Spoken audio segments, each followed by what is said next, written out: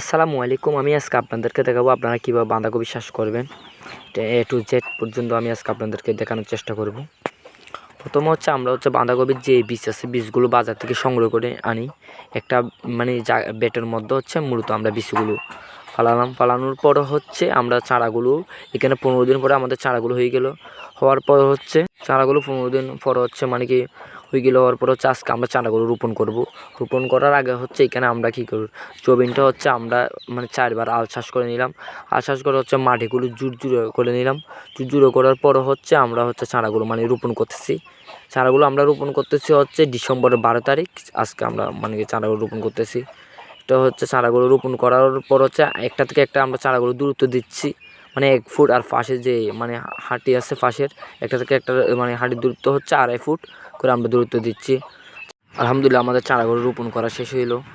শেষ হওয়ার পর আজকে আমরা মূলত জানুয়ারির 12 তারিখ আমরা চারাগুলোর যে কপির চারাগুলো আমরা রোপণ করলাম। এখানে সার দেওয়ার জন্য আমরা আসছি। সার দেওয়ার আগে আমরা জায়গাটা কোদালি করে নিলাম।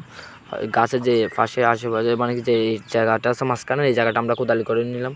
কোদালি করার পর আমরা যে সার আছে সারগুলো বপন করতেছি। এখানে আমরা সারগুলো মিক্স করে মারতেছি। এখানে ইউরিয়া আর বাংলা টিএসপি সবগুলো আমরা মিক্স করে সারগুলো আমরা এখানে দিচ্ছি। তারপরে এখানে এই জমিনটার মধ্যে আমরা 50 কেজি সার দিলাম। এখানে আমাদের জমিন 6 ঘন্টা আমাদের জমি 6 কাঠা জমিন। এখানে 6 কাঠা জমির মধ্যে আমরা 50 কেজি সার দিলাম। যেহেতু আমরা আগে লিটার গোবর একসাথে দিই। আমরা কপির চারাগুলো সার দিলাম 1 মাস পরে। রোপণ করার 1 মাস পরে আমরা কপির চারাগুলোর মধ্যে সার দিলাম। কপি চাষ করতে আমাদের কত টাকা খরচ হয়েছে সেটা একটা ব্যাপার, সেটা আমি আজকে আপনাদেরকে বলবো। আমরা 1600 কপির চারা চাষ করতে আমাদের পরিপূর্ণ করতে আমাদের খরচ হয়েছে 7,000 টাকা। 7,000 টাকার পর করার পর আমরা আজকে কপিগুলো মাশাআল্লাহ